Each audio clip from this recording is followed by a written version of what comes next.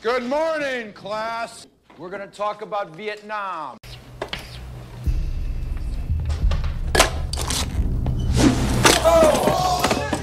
You had to be resourceful in Vietnam. I don't like disorder in my room.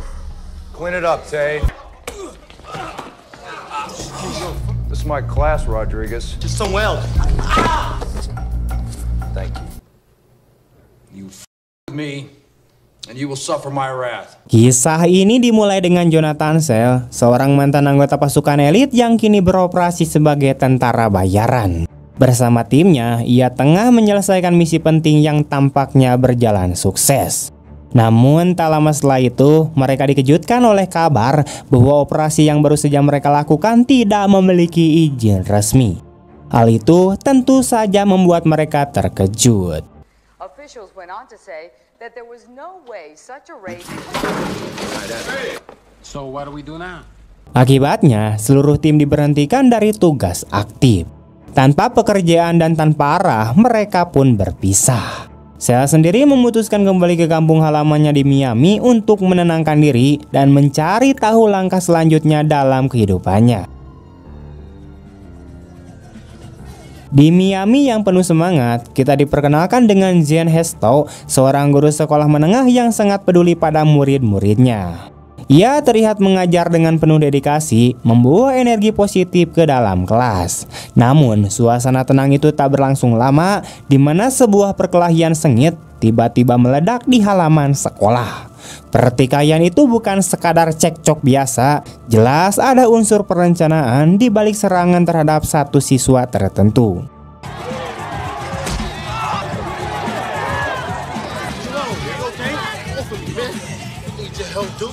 Jen dan koleganya yang bernama Mr. Sherman segera turun tangan untuk meredakan situasi. Mereka berhasil menyelamatkan siswa yang menjadi korban, namun siswa tersebut bersikap seolah tak butuh pertolongan. Ia ingin terlihat tetap kuat di depan yang lain. Setelah insiden itu, Jen mencoba berbicara dengan Juan Lakas, yaitu siswa yang diduga sebagai pemicu keributan. Tapi Juan bukan sembarangan murid nakal. Ia adalah pemimpin geng sekolah bernama Kings of Destruction atau KOD. Dengan pendekatan yang tenang namun tegas, Jen mencoba menyentuh sisi baik Juan, mengingatkannya soal masa depan dan pentingnya membuat pilihan yang benar. Tapi semua nasihat itu dianggap angin lalu. Juan malah membalas dengan tatapan dingin dan ancaman agar Jen tidak ikut campur.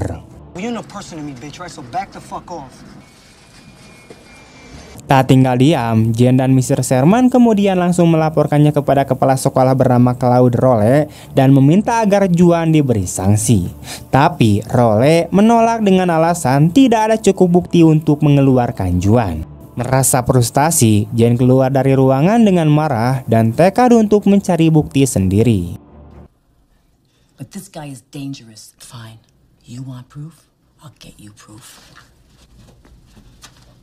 Sore harinya saat berjalan menuju mobilnya, Jen kembali mendapat tekanan.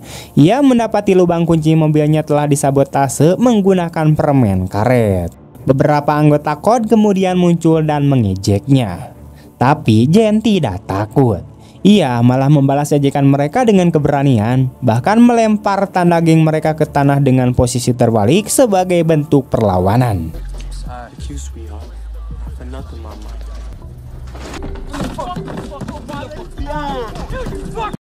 Meski diteriaki dan dihina, ia tetap masuk ke mobil dan meninggalkan tempat itu dengan kepala tegak.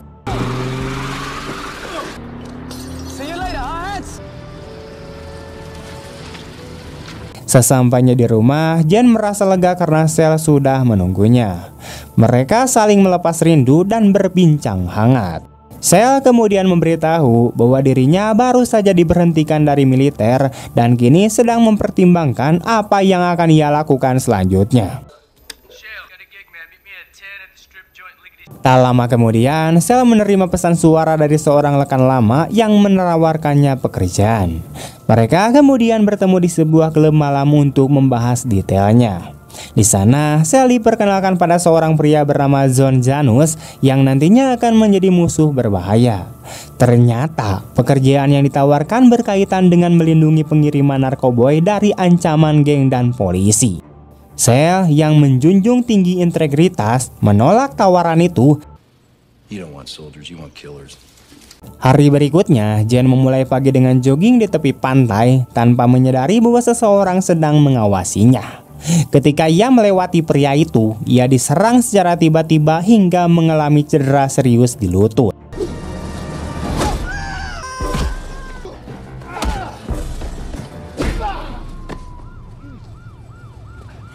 Beruntung, Sel yang sedang berada di sekitar langsung datang menyelamatkannya dan membawa Jen ke rumah sakit. Dalam masa pemulihan, Jen menyampaikan kecurigaannya bahwa insiden penyerangan itu tidak terjadi begitu saja. Ia yakin seseorang dari lingkungan sekolah mungkin terlibat. Ia pun meminta Sel untuk menggantikannya sementara waktu sebagai guru, sekaligus menyelidiki apa yang sebenarnya terjadi.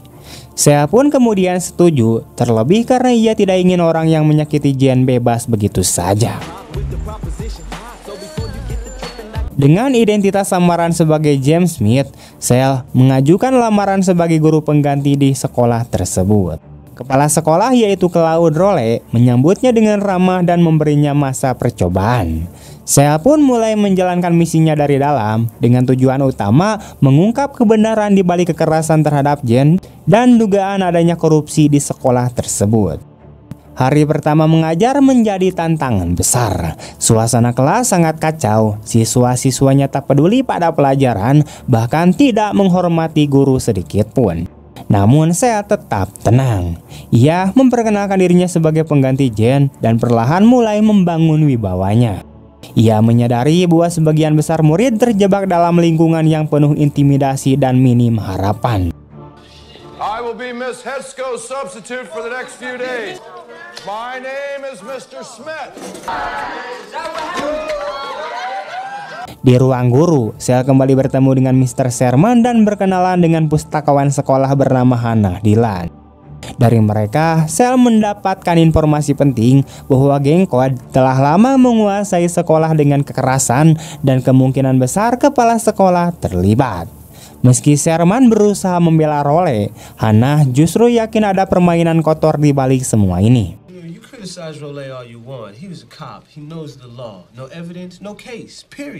Kecurigaan Sel semakin kuat saat ia memperhatikan jam tangan mahal yang dikenakan Role, sesuatu yang tidak wajar bagi kepala sekolah dengan gaji yang sangat terbatas. Saat mereka berbincang, Role menyebut jam itu sebagai hadiah dan secara tersirat menunjukkan bahwa ia siap mempertahankan apapun yang dimilikinya, bahkan dengan kekerasan jika diperlukan.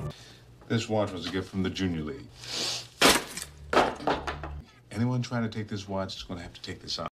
Malamnya, Sel mengumpulkan kembali tim lamanya untuk menyusun rencana pengawasan. Mereka mulai memasang kamera tersembunyi di berbagai sudut sekolah guna memantau aktivitas para anggota gangster. Meski ada keraguan di awal, akhirnya tim sepakat untuk membantu. These kids are walking around with cellular phones and pagers and driving $50,000 BMWs. So we're not going to walk out of there empty-handed.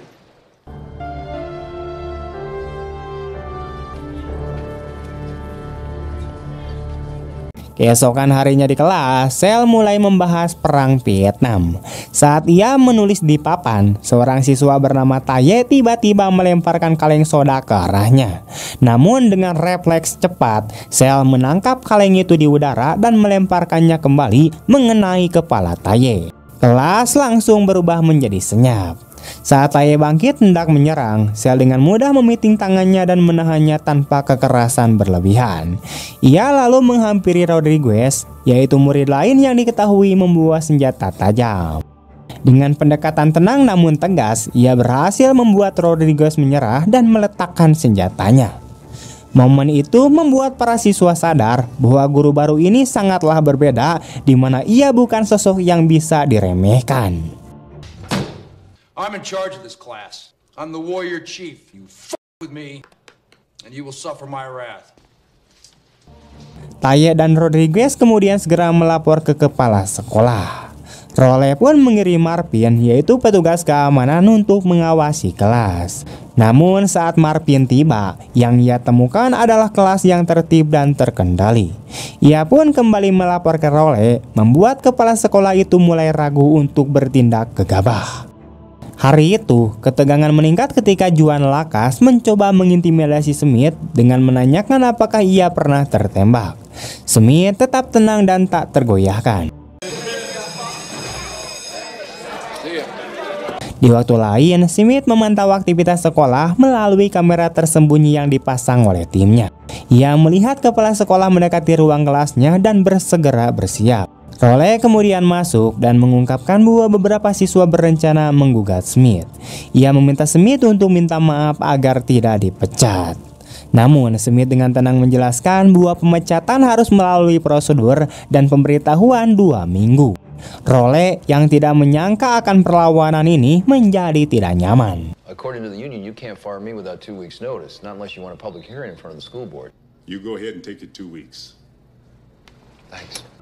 Merasa curiga, Role mulai menyelidiki latar belakang Smith, namun hanya menemukan dokumen palsu yang memang sengaja dibuat oleh tim sel. Suatu malam, Smith mengantar Jen untuk pulang dan mereka terlibat dalam percakapan emosional. Jen menemukan surat dari para siswa yang menyatakan rasa terima kasih dan perhatian mereka. Ia terharu hingga menangis. Ketegangan muncul dalam percakapan mereka, namun keduanya saling peduli. Please get well and don't give up on us. It's very nice. Hari berikutnya, Smith kembali ke kelas dan berhadapan dengan Juan dan kelompoknya yang datang terlambat. Smith menegur keterlambatan Juan dan memberikan sanksinya. Juan mencoba mengejek, namun Smith tetap tegas.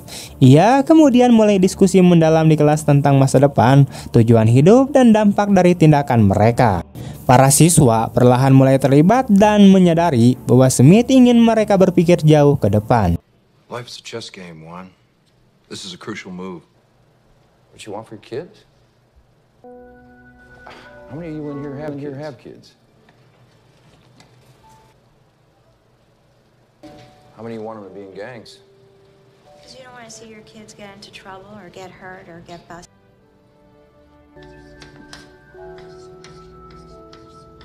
Setelah pelajaran, Role muncul kembali dan memuji cara Smith menangani si Juan. Ia mengundang Smith untuk bertemu setelah rapat guru. Namun diam-diam, Role justru merencanakan serangan terhadap Smith bersama dengan si Juan. Untungnya, Smith telah mengetahui rencana tersebut melalui kamera dan segera bersiap. Saat malam tiba, Smith mengenakan rompi anti peluru dan bersembunyi di perpustakaan. I don't want to kill him right off.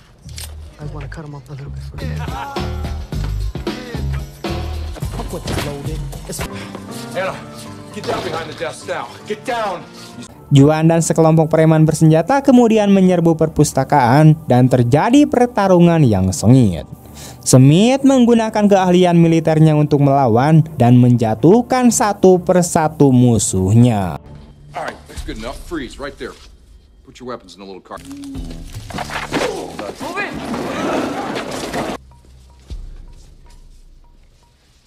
Checkmate, motherfucker.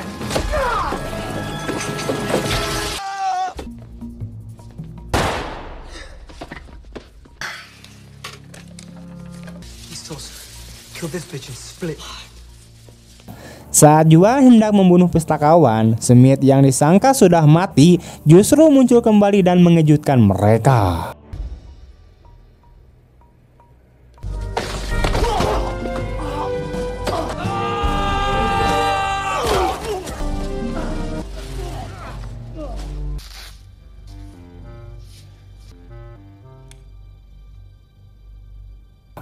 Beberapa waktu kemudian, Role yang hendak keluar dari gedung bertemu dengan Smith yang tampak tenang. Ia berusaha menutupi keterkejutannya dan Smith pura-pura tidak tahu dan menanyakan maksud pertemuan mereka. A little late. Okay. Well, there's always tomorrow. Di tempat lain, Mr. Sherman mulai menyadari bahwa Smith adalah Sel, yaitu suami Jen. Sementara itu, Joy terus memantau pergerakan geng dan memberi informasi pada Smith. That substitute you had is amazing. Where'd you find it? I didn't find him. Shale found him. Shit. He was in the military. You know, one of those on-again, off-again relationships. Malamnya, Jen yang masih trauma akhirnya mengetahui identitas asli Smith dari Sherman. Smith tak menyangka dan menjelaskan bahwa ia mencurigai Rowley bekerja sama dengan geng. I'd love to have some rice, Mr. Smith. Can I explain? Suatu hari, Joey meminta Smith ke pelabuhan karena akan ada transaksi narkoboy besar. Smith dan Joey menyerbu lokasi dan berhasil menghentikan transaksi. That's the Indian that hit Janie. Yeah, he's the muscle. Yeah. Check it out. You take the boat. The Indian's mine. Get on the ground, on your faces, arms out of your sockets. Go!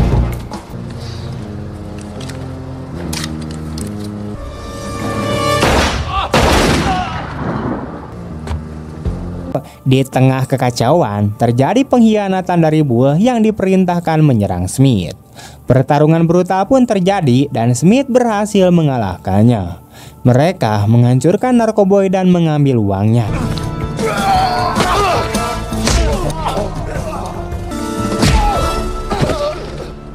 Hey, no, Keesokan harinya, berita penggerebekan kemudian tersebar. Rowley menerima ancaman dari bandar narkoboy dan segera panik. Ia menyalahkan Juan, namun segera menyadari bahwa Smith adalah dalang dari semua ini. Smith mengumumkan bahwa uang hasil penyitaan digunakan untuk memperbaiki sekolah dan memberi pizza gratis kepada siswa. Rowley yang murka segera memecat Smith di depan umum. We could be in real deep shit. You don't teach history anymore, Smith. You are history. Namun, Smith mendapatkan dukungan dari para guru dan siswa termasuk Mr. Sherman. Malam harinya, Smith menjadi target pembunuhan. Ia nyaris terbunuh dalam baku tembak dan mobilnya menabrak rumah, namun ia selamat berkat refleks cepatnya.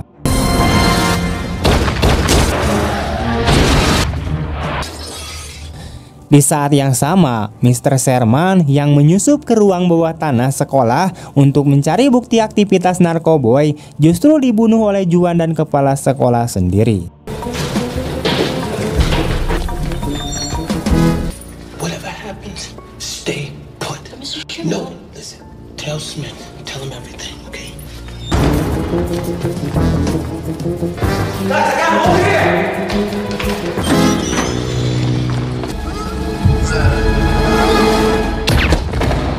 Seorang siswa yang menyaksikan pembunuhan itu memberikan kesaksian pentingnya.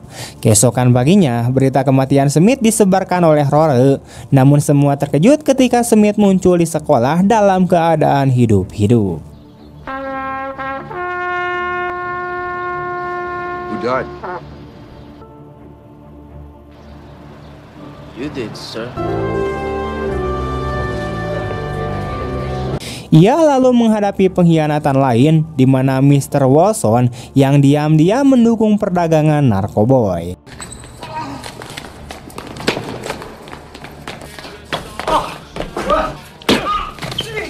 All I know is they wanted me to hire some people to bodyguard the incoming shipment, and that's it. That's all I know.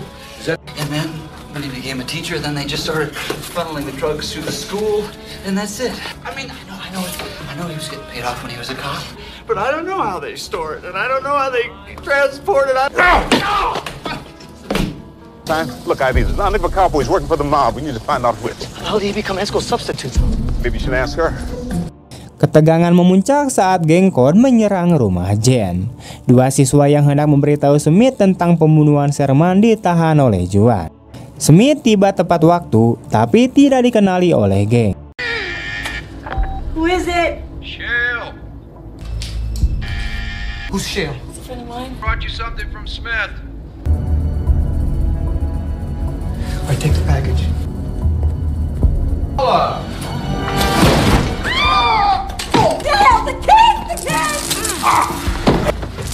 Ain't no fucking teacher. Who the fuck are you? Who is he?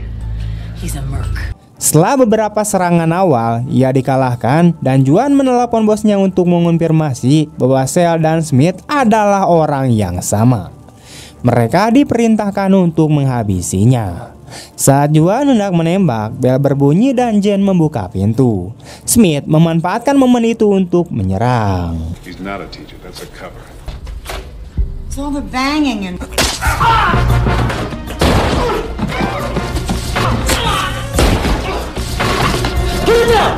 Ia berhasil melumpuhkan sebagian musuh, namun gagal untuk menyelamatkan Jen. Juan mengancam akan menembak Jen hingga mati jika Smith tidak juga menyerah. Ketika Smith hendak menyerah, seorang siswa menembak tangan Juan dan situasi pun berubah.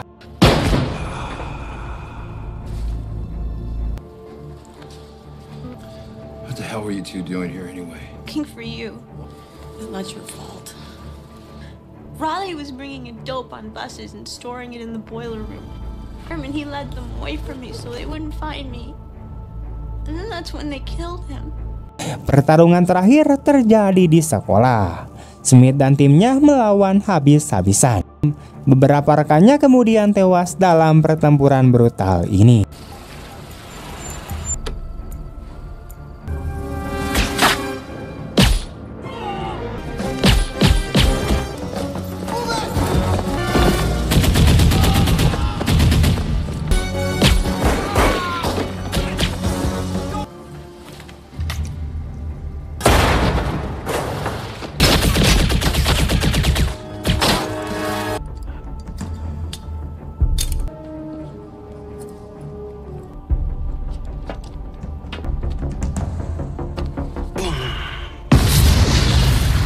Dalam duel terakhir, Smith menghadapi Raleigh yang bersenjata.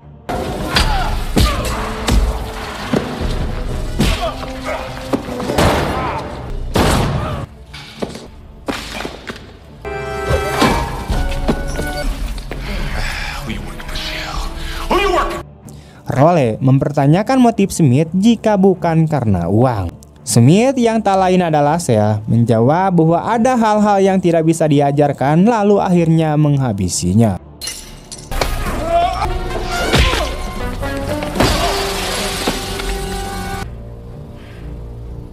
Akhirnya Sel pun keluar dari sekolah dan menemukan Joe yang selamat. Hanya mereka berdua yang tersisa setelah pertempuran besar itu. Dengan geng berhasil dikalahkan dan para pemimpin korup tersingkir, sekolah perlahan mulai pulih. Para siswa dan guru akhirnya bisa mengambil kembali kendali atas lingkungan mereka, menjadikan sekolah kembali sebagai tempat yang aman dan layak untuk belajar mengajar. Tamat! Terkadang untuk membuat perubahan nyata, kita harus berani turun tangan sendiri. Kisah ini mengajarkan bahwa keberanian bukan hanya soal kekuatan fisik, tapi juga soal hati yang tak rela melihat ketidakadilan terus terjadi. Saat orang-orang jahat berkuasa karena yang baik memilih diam, maka satu tindakan berani bisa jadi titik balik segalanya. Seperti yang dilakukan oleh Sel, seorang mantan tentara yang memilih bertindak bukan hanya menyaksikan. Dari kisah ini kita belajar bahwa perubahan besar bisa dimulai dari satu orang yang tidak takut melawan demi kebaikan bersama. Oke teman-teman, sekian dulu untuk video hari ini. Bagaimana tanggapan kalian tentang film ini? Tulis di kolom komentar. Dan jika kalian suka dengan video ini, jangan lupa untuk like, comment, share kemanapun kalian suka. Terima kasih banyak telah menonton sampai akhir. Sampai jumpa di video-video selanjutnya. Bye.